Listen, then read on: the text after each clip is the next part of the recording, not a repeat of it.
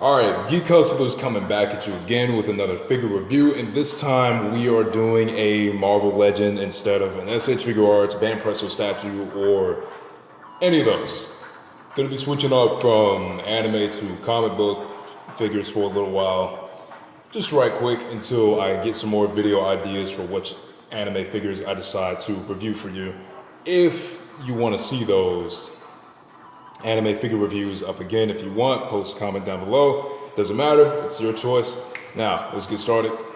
Jump right in. Just jump right in. Now, Marvel Legends. Now, first of all, quick disclaimer, just to get this out of the way, I don't hate Marvel Legends. Definitely don't have anything against Hasbro either. But I have a pretty shaky rep with Marvel Legends in general because there's just so many bad ones. There are good ones, not saying all of them are bad, but there's some really, really bad Marvel Legends, like just borderline horrible. I've heard of horror stories, and I've seen those horror stories visually in front of me on the screen. Like, come on, Hasbro. Ugh. Now, of course, as y'all know, Toy Biz used to have the license to Marvel Legends way back then, and shortly after a while, I think they went bankrupt or something like that, and then they gave the license to Hasbro, or it was Hasbro that bought them out. I don't know. I'm not that invested in the Marvel Legends history anymore. I've kind of slowed up on collecting them recently.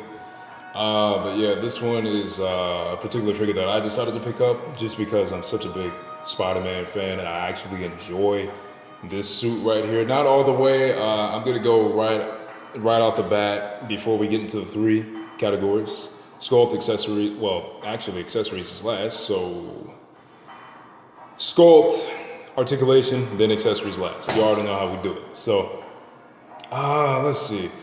The Scarlet Spider suits, I like this particular version of Spider-Man. This is just a clone of Peter Parker, a failed clone experiment from what I remember. His name is Scarlet Kane. Scarlet Spider, yeah, I think I'm saying Scarlet Spider. And there's his bio on the back. The product of a failed Spider-Man cloning project. Kane is an unstable villain who dons his suit of Scarlet Spider, which that couldn't be further from the truth. This is when he actually became a bit of an anti-hero. I have no idea why the bio says he's a villain. I don't know, maybe at one point he was a villain even while donning this suit. I don't know, I don't really read Spider-Man comics anymore. I think they're just trash, corny, just all over the place. Don't care for them. I think the last Spider-Man run that I really remember slightly being interested in was Superior Spider-Man, and after that I was done. I just didn't care anymore. And then after that I just decided to just look at the games and see what they were doing and see how MCU Spider-Man was going to turn out. So anyway, all of that aside, we're going to be going through the sculpt first, and right off the bat, the sculpt is, come on, focus, there we go, that should be enough. The sculpt is serviceable for what it is. Definitely doesn't look bad. Of course, you see a lot of the muscle tones in the arms, the legs. Hasbro usually doesn't screw that up when it comes to their figures. Sometimes they miss it, sometimes they don't. Most of the times, they don't really mess up when it comes to the muscles, since they always love to reuse certain body parts. When it comes to to that infamous Bucky cap, no, not Bucky cap, that infamous Bucky body that we all know and love. They always use that over and over again. I don't think this one uses that same exact body mold. I could be wrong. Let me know in the comments if you decide to comment.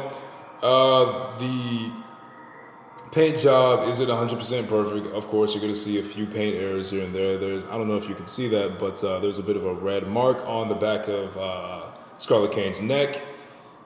Man, and that's just Hasbro. Sometimes they do have a bit of a rep for having sloppy paint on their figures, which is annoying, especially if you're really anal about that, like I am. Yeah, they usually tend to have bad paint errors on some of their figures. Not all of them, but yeah, they just do sometimes. No, in fact, a lot of times. Even on some of their good figures. So, here's what it is, man. Just hope for the best, inspect your box, and make sure that you don't pick up just a dud Marvel Legends. So anyway, moving on. I feel like the sculpt is done really well. I also like how they added the red spider detail. They might as well better put that on the figure. Otherwise, this wouldn't look right. The red is really bright, really vibrant, even though I wish, and this is just a personal thing for me, some people may not wish for this, but this is just me right here. I wish that this particular suit had like some black around the pelvic legs and the feet right here. I wish there was some black put around here. I feel like there's just too much red. It's just a little bit too loud. I'm really passionate about my Spider-Man suits, man. I want them to look a certain way, have a certain aesthetic. And the black paint on his fingers look pretty good. They don't have a sloppy paint look to them. Well, they don't look sloppily painted, which is what I'm trying to say here. Also, the talismans, as you've noticed, look pretty good. They have a soft, rubbery plastic on them. They don't, I mean, you could break them, but they don't feel all cheap and flimsy.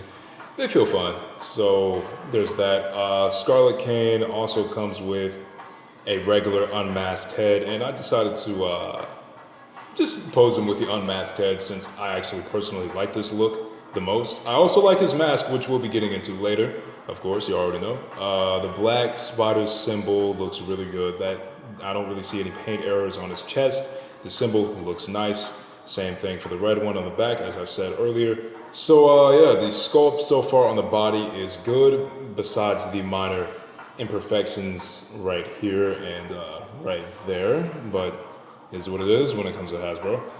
Now might as well get a nice close-up on the face, and good, it's focusing. The sculpt on the hair looks pretty good.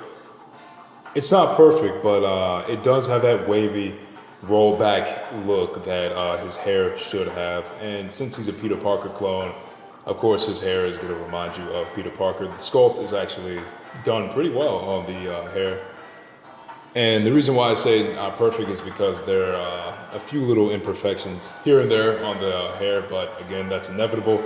The mustache is also sculpted pretty well. I also like how the eyes look. Now, I have no idea. I think this might be just an aesthetic with this particular version of Peter Parker in the comic books. He doesn't have any pupils. I guess he's not supposed to. It's been a long time since I've read a Spider-Man comic, so I don't know. I also like the added details around the face. He also has the wrinkles around the nose area, around his cheeks. So the sculpt looks good. The ears don't look all awkwardly sculpted as well. The color on the brown of the hair adds up with the color everywhere else when it comes to the facial hair on his face. So yeah, that looks good. Definitely no big complaints with the face when it comes to the sculpt. So yeah, I give the sculpt like about an A. Of course, not an A plus because it's not 100% perfect, but it is what it is. So moving on from that, the articulation is the next subject that we'll be going into. So of course, y'all already, if you're a huge Marvel Legend collector, y'all already know what I'm going into with the articulation when it comes to the butterfly joints. I love my butterfly joints just on any figure, not just Marvel Legends. The bicep swivel is also really good. It's not loose. The elbow articulation could go further inward. I really wish it did, but it doesn't. This is as much as it can do. I wish it could do a little bit more, to be honest. But it feels good. It's serviceable. It does what it needs to do. Wrist articulation also doesn't feel limited. It goes back and forth just as it needs to. Swivels all around. It's fine. Definitely not limited and stiff. And of course, the other arm does the exact same. It doesn't feel loose. No loose joints on mine at all. The wrist feels a little loose. I take that back. I stand corrected. The loose joint on my wrist it's not bad, but it's a little loose. You can definitely feel it, especially when you move it. You might want to be careful with that. The bicep joint on the left arm is also really tight, just like the other bicep joint. Butterfly joints feel really tight. They feel serviceable. They do exactly what they need to do. Next up, knee articulation. The knee articulation, oh man, I do not like these type of joints. This just has a lot to do with aesthetic. It's mainly how they look. They bleed into the plastic, and they match up with the plastic pretty well. They're not bad. But I don't know. I just never, even when I was a little kid, I just never liked those type of joints. They just look, I don't know. Maybe it's like they look a little toy-like to me. I don't know. It's weird. Anyway, that's just me. That's not an objective flaw with the figure. The knee joints are tight. They crunch like they should, and it goes all the way back, kicking his own crack right here. So, yeah, it's not limited. Definitely better than the elbow articulation. It goes exactly where it needs to. Of course, you can only put it forward as far as that. And the other leg does exactly what it needs to do when it comes to the knee articulation. Pelvic, well, this is kind of useless since I don't see why you would use the pelvic leg articulation since if you try to like get your figure in a pose and you move the pelvic leg like to the side, it's gonna look really weird because you're always gonna see these parts right here just sticking out. So it's like, nah, don't do that. If you want to, go ahead, but I don't really recommend it if you're trying to do a serious pose with your Marvel Legend. So the thigh articulation is also good, but of course I want all my details to match up, and if I move it like this, the the details aren't really going to be adding up with each other. So I usually don't really mess with the pelvic leg articulation and the thigh articulation. I think they're pretty useless, honestly. I don't really know why Marvel Legends have those points of articulation. They feel just weird.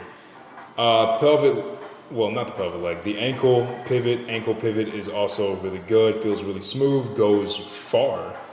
Well, really far. It goes really far. Doesn't feel limited. It also feels really smooth. It doesn't feel loose.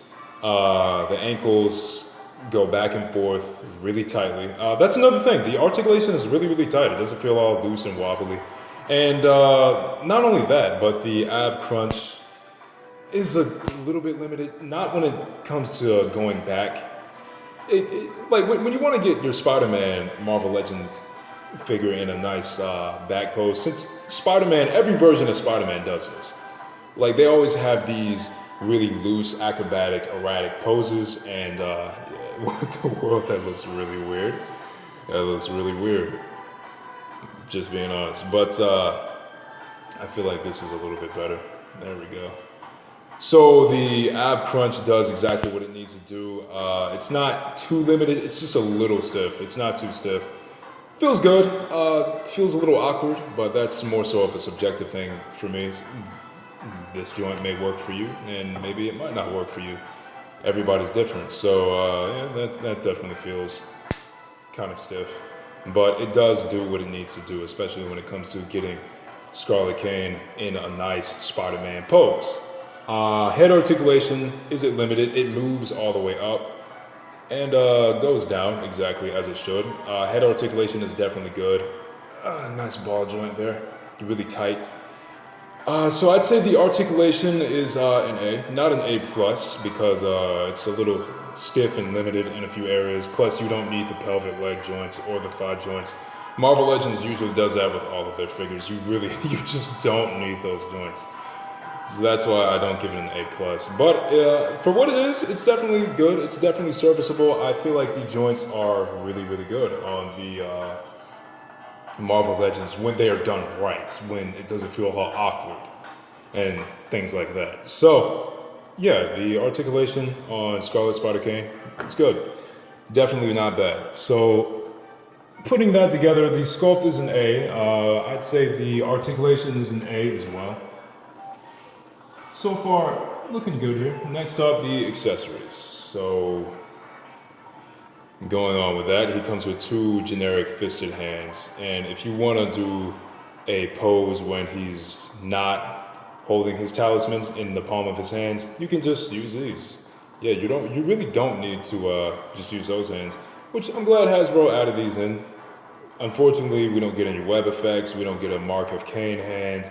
We also don't really, we don't get any open hands like this, which I guess for Hasbro, that's too much to ask for, because I swear, these guys are kind of limited when it comes to accessories sometimes, not all the time. So fisted hands are fine. They do what they need to do.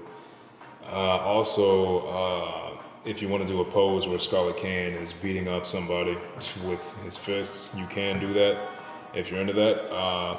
And here is the masked head for Scarlet Kane. Might as well take off the head. It's really easy. Comes off and on really easily. Nothing hard about it. Nothing to it. Take the talisman hands off. They're in really tight, so you'll need to apply a little bit of force. There we go. Alright, so putting them in is easy. But taking them off requires a little bit of force, as I said before. So, okay, there we go. Oh yeah, post-com is down below if you know what soundtrack that is in the background that's playing. Alright, if you choose a comment, you don't have to if you don't want to. So, there we go. He's got the fisted hands and he's got the masked head on. There we go. Alright. Kind of get a off-the-fly pose here. I don't know where I'm going with this. I don't know where I'm going with this. Okay, this is generic, but it's fine for what it is. It's like Scarlet Spider handing out anti-hero justice. Just fighting a couple of criminals, nothing special. This is fine. So the accessories get a B+, mainly due to the fact that we don't get any webbed. We don't get any webbed accessories. We also don't get a Mark of Cain hands. We also don't get any open hands like this, and we don't really get anything else besides what I just showed a second ago. Oh yeah, and if you're curious about the Build-A-Figure and the other figures part of this line, and by the way, I'm going to start doing this from here on out for my Marvel Legends reviews. If you don't know who's part of this line, here, you can look at them here. You can pause the video and see them for yourself, or if you don't know who some of these characters are, I can just name them to you right now.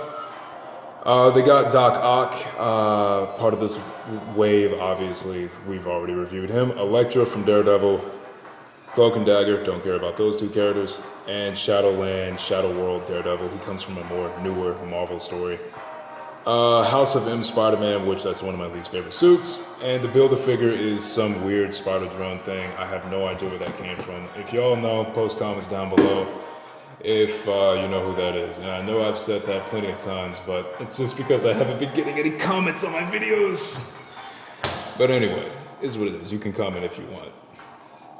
But anyway, that's about it.